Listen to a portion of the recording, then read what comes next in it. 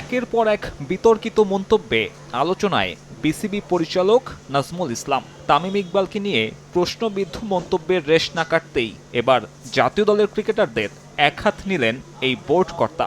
আমরা যে ওদের পিছে এত খরচ করতেছি, বিভিন্ন জায়গায় গিয়ে ওরা কিছুই করতে পারতেছে না। আজ পর্যন্ত আমরা একটা বই শিক্ষা পানতে পারছি? তোমরা খেলতে পারো না, তোমাদের পিছে যা খরচ করছি এটার তোমরা এবার তোমাদের কাছ থেকে আমরা নিতে থাকি। 2026 টি-20 বিশ্বকাপে জায়গা নিশ্চিত করেই পার্টিসিপেশন মানি হিসেবে $5 লাখ বুঝে পেয়েছে বিসিবি। তাই এবারের টুর্নামেন্টে অংশগ্রহণ না করলেও ক্ষতি দেখছেন না নাজমুল। খেলায় যদি কেউ পার্টিসিপেট করে, যদি ম্যান অফ দ্য ম্যাচ হয় অথবা কোনো ধরনের বিশেষ যদি তাদের কোনো পারফরমেন্স থাকে, সেটার জন্য আইসিসি নিয়ম অনুযায়ী, ম্যাচের নিয়ম অনুযায়ী তারা যা পাওয়ার সেটা পাবে। ওটা হচ্ছে এক্স্যাক্টলি প্লেয়ারের পাওনা, সেটা বোর্ডের কোনো, এটার সাথে বোর্ডের কোনো সংশ্লিষ্টতা নাই। মানে বোর্ডের এখানে লাভ বা ক্ষতি কোনো কিছু নাই। বাংলাদেশ এখানে খেলুক বা না খেলুক, এখানে বোর্ডের লাভ ক্ষতির কোনো বিষয় নাই। New Zealand dairy, excellence in quality.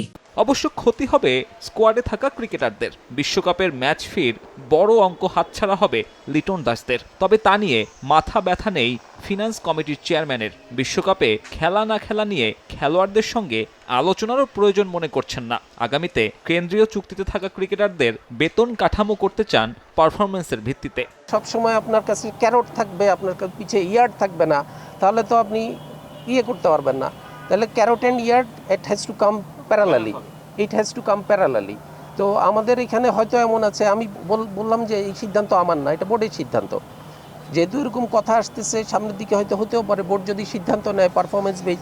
টি-20 বিশ্বকাপে শেষ পর্যন্ত অংশ না নিলে প্রভাব তো পড়বেই টাইগার ক্রিকেটে। ক্রিকেটাররা বঞ্চিত হবেন একটা বৈশ্বিক আসর থেকে। প্রভাব পড়বে এফটিপি প্রোগ্রামেও। বড় দলগুলো বাংলাদেশের সঙ্গে দ্বিপাক্ষিক সিরিজ খেলতে আগ্রহ হারাবে পৃষ্ঠপোষকরাও। সেটাকেও বড় করে দেখতে চান না নাজমুল ইসলাম। পরবর্তী যে সমস্ত এফটিপি অনুযায়ী যে সমস্ত দলগুলি আমাদের দেশে আসার কথা, তারা আসবে কি আসবে না, এটার অনেক মানে ইয়েস নো ভেরি গুড প্রশ্ন থাকতে পারে, কিন্তু এতে কিছু আসে যায় না। তামিম ইকবালকে নিয়ে কটূক্তির পরেও জবাবদিহিতার ঊর্ধ্বে থেকে গেছেন এই পরিচালক। যে ক্রিকেটারদের জন্য বিসিবির এই ব্যাংক ব্যালেন্স, এবার সেই ক্রিকেটারদের নিয়েও করলেন বিতর্কিত মন্তব্য।